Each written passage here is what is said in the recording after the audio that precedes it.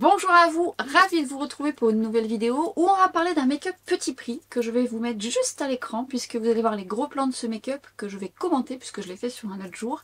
Et il y a des choses très sympas dont on va parler ensemble. Autant vous les avez testés entre temps, donc on débriefera ensemble, notamment dans les commentaires. Et si jamais vous vous posez la question de ce que je porte sur ce make-up du jour, sachez que je vous ai tourné cette vidéo ce matin et le temps du montage sera bientôt pour vous. Le temps que je mette tout ça en place, vous allez voir, j'ai été agréablement surprise parce que finalement j'ai changé mon fusil d'épaule sur ce que j'avais décidé d'utiliser parce que la poste est passée et m'a livré un colis. Donc j'ai été très tentée de tester ces nouveautés et je teste justement en direct avec vous. Donc vous verrez ça très prochainement. Activez la cloche pour être averti de cette vidéo à venir. Juste quand même, petit aparté, il y a un ou deux petits crushs sur ce teint. J'en dis pas plus, mais franchement, c'est une petite beauté et ça je découvre avec vous dans cette vidéo. Allez, et on va commencer maintenant par une erreur de parcours, puisque je vous dis, je vous fais un make-up 100% petit prix, je commence par un baume d'un prix quand même luxe entre guillemets, Bobbi Brown. C'était par habitude. C'est soit je prends l'huile de Guerlain ou soit je prends le baume de Bobbi Brown et je m'en suis pas rendu compte tout de suite et en faisant le montage je me dis ah bah merde, j'ai oublié de... Voilà, ça commence bien. Rassurez-vous, le reste c'est du petit prix. Et je vais utiliser dans un premier temps le primer Marshmallow de chez NYX. Alors je vous en ai déjà parlé, déjà j'adore son côté un peu velouté, hydratant, confortable, pas trop gras, qui fusionne bien avec la peau, mais qui va laisser un glissé qui permet à mon fond de teint de mieux se préparer et également d'apporter une petite souplesse dont j'ai besoin quand j'utilise des fonds de teint qui ont tendance peut-être à être... qui manquent de souplesse ou être un petit peu déshydratants. Donc ça me permet aussi de pallier un peu à ce genre de problématique si on peut dire. Et ce que j'aime également c'est son odeur. C'est une odeur de dingue. J'adore cette gamme là, j'aime ça, j'aime le spray aussi qui est canon. Chez NYX il y a plein de choses que j'aime mais ça, je sais que certains d'entre vous l'avez acheté et vous l'appréciez beaucoup. Et si vous aimez l'odeur de marshmallow, vous allez aimer cette odeur. Et j'avais envie de tester, comme à chaque fois, les fonds de teint qui sortent parce que j'adore. C'est un de mes produits chouchou, le fond de teint.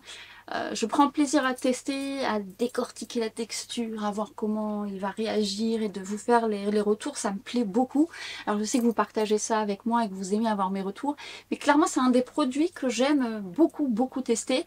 Sauf que ça prend plus de temps, donc forcément des fois vous avez mon avis un peu plus tard, mais je préfère prendre ce temps, comme ça au moins vous avez tous les tenants et les aboutissants.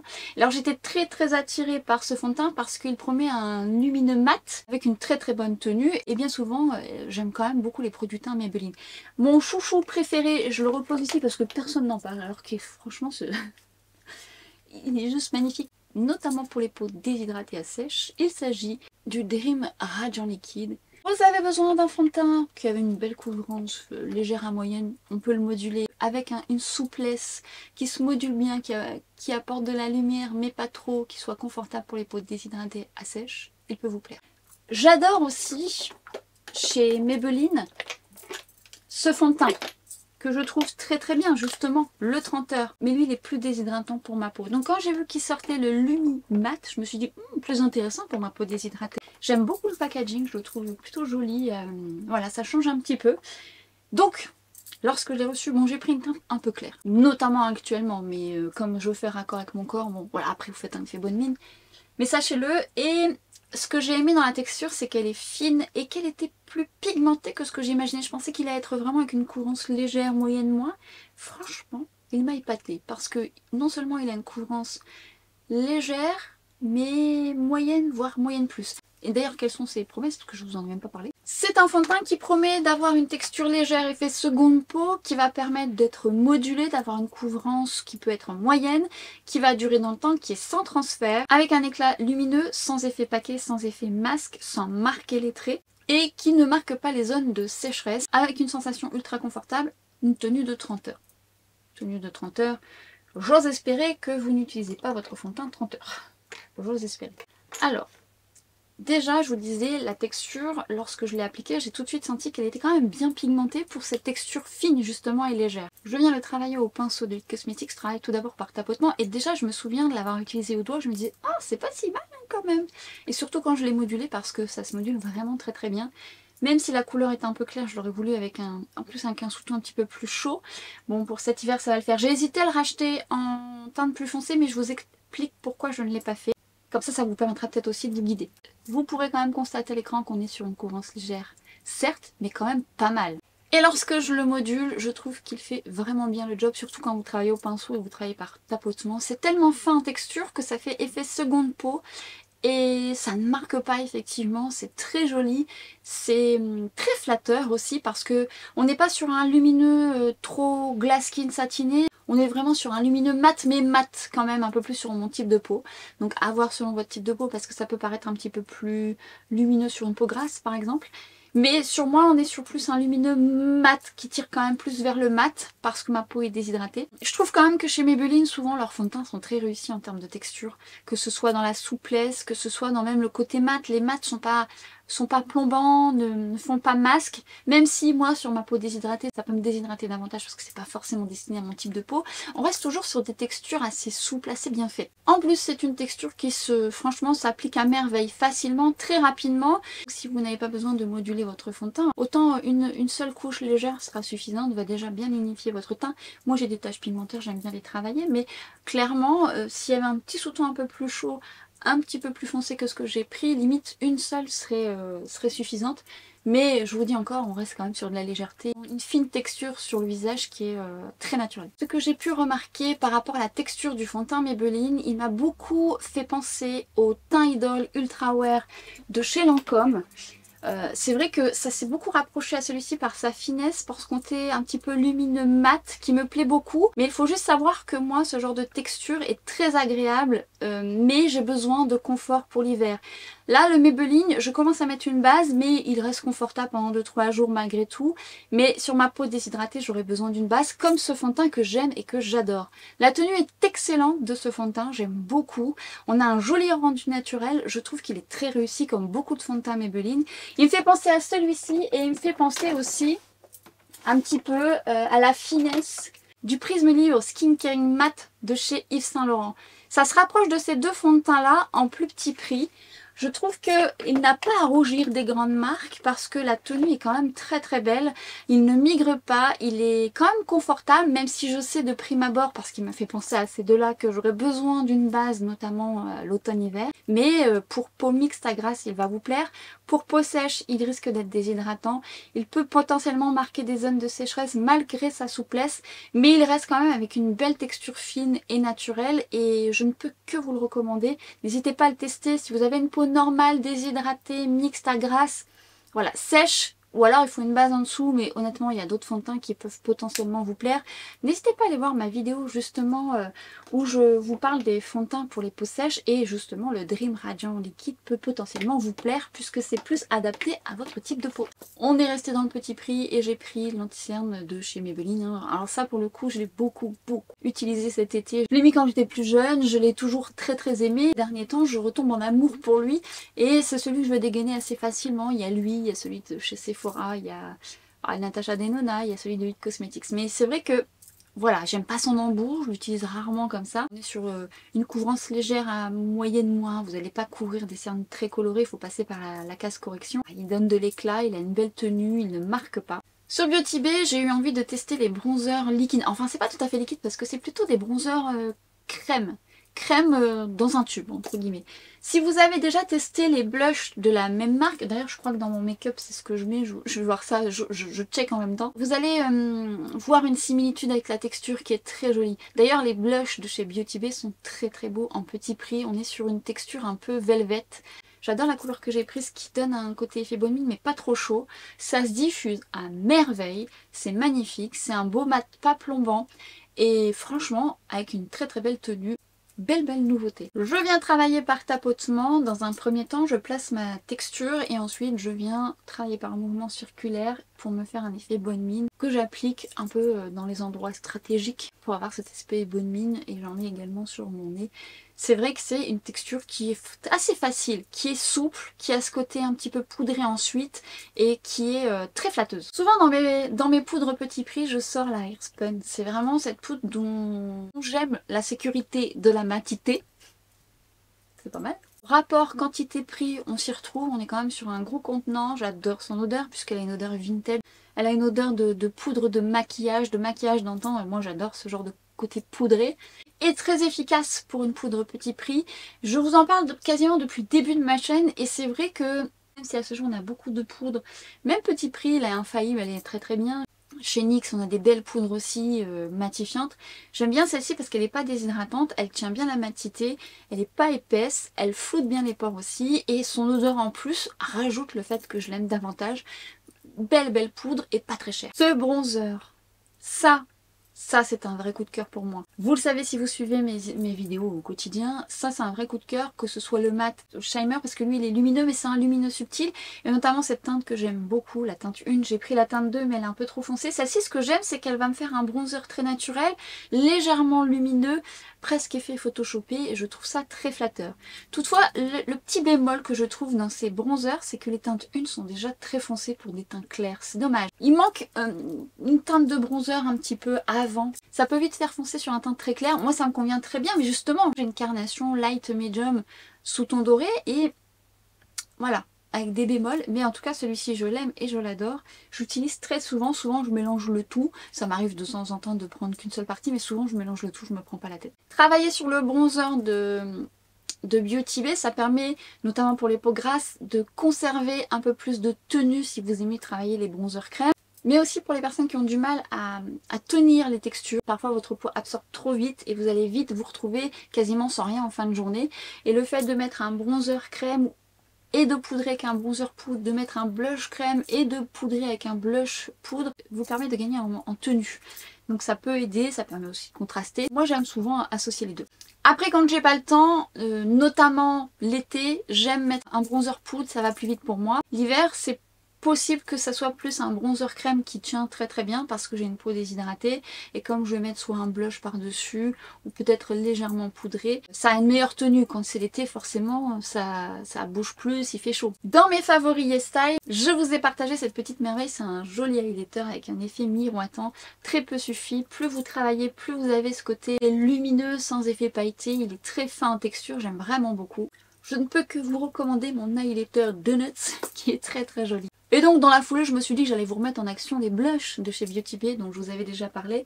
On est sur une texture qui pareil, qui a ce côté blurring qui est très joli et cette couleur qui est sublime, qui vous donne un effet coup de frais, voilà, un effet coup d'éclat aussi qui réveille le teint et la diffusion se fait très bien même sur teint poudré. C'est vraiment une très belle texture, que ce soit le bronzer et les blushs, je ne peux que vous recommander. J'enlève mon baume Bobbi Brown qui s'est glissé chercher l'erreur pour vous montrer là fièrement en plus. Oh vous avez vu, ça réagit au pH de mes lèvres. Oui mais c'est pas un petit prix. Ah, oui m'en excusez. Mais que voulez-vous, quand on aime des produits on se rend même plus compte qu'on les utilise. Donc voilà, et en équivalent petit prix, ah j'ai des encres à lèvres. J'aurais pu vous parler d'encres à lèvres qui sont pas mal. J'en ai testé pas mal notamment chez YesStyle. On en reparlera. On en reparlera. Je voulais vous mettre en action des nouvelles couleurs de gloss que j'ai pu tester chez Maybelline. Et alors certaines couleurs sont de toute beauté, mettre seul comme ça, quand vous n'avez pas le temps. Vous savez que moi c'est le genre de produit que j'aime mettre quand voilà, je suis pressée, pas de pigmentation, c'est le genre de choses qui vous donne de l'éclat en peu de temps. Tout d'abord cette couleur rouge, vous allez voir à chaque fois je vais essayer de vous faire un côté et un autre, ça vous permet de vous rendre compte.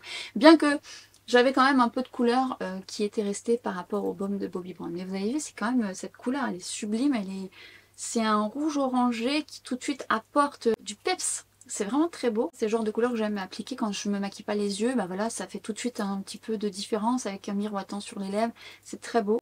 Quant à la deuxième couleur, coup de cœur aussi. Mais par contre, on est plus sur un gloss un peu plus pigmenté, un petit peu plus opaque. Et ça fait presque gloss rouge à lèvres. Oh, quelle beauté aussi.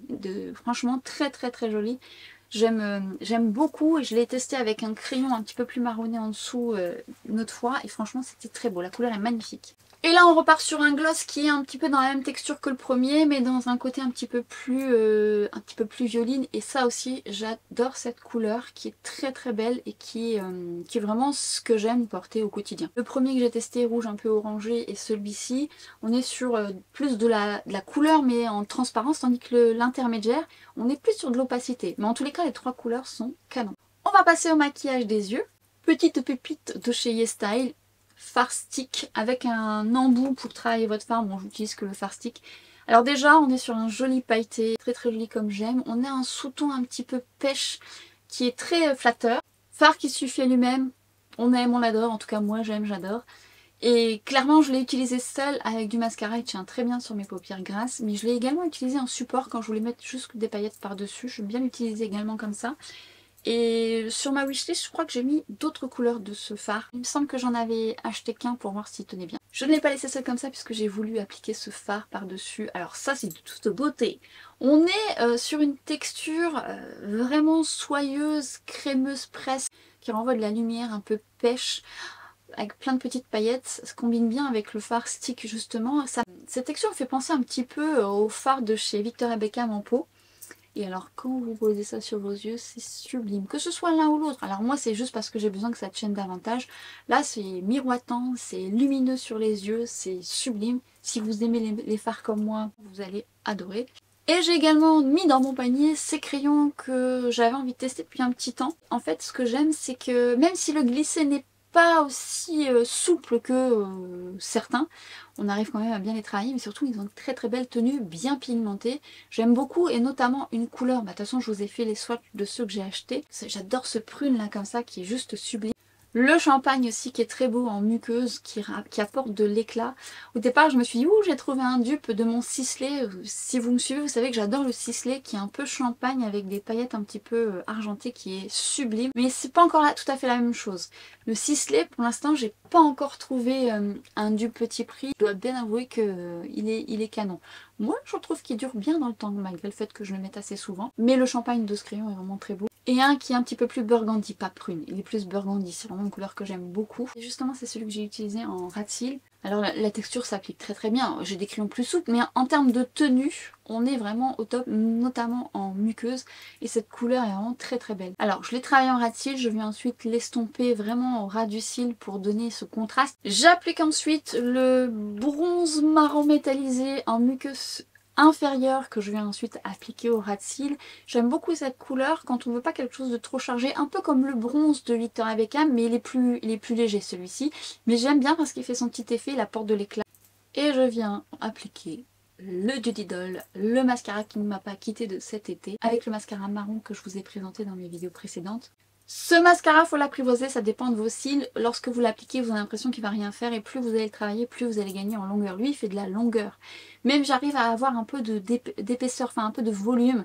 Et je trouve que quand on fait un make-up discret, tout de suite ça révèle. Mais surtout, moi cet été, j'avais besoin d'un mascara qui ne bouge pas. Et comme je vous avais expliqué, il était difficile à démaquiller, mais j'ai trouvé désormais celui qui vient à bout de ce mascara. Et c'est dans mes favoris. N'hésitez pas à aller voir mes favoris. Un petit peu la flemme de me coiffer l'été, je vous avoue. J'ai vraiment la flemme, il fait chaud.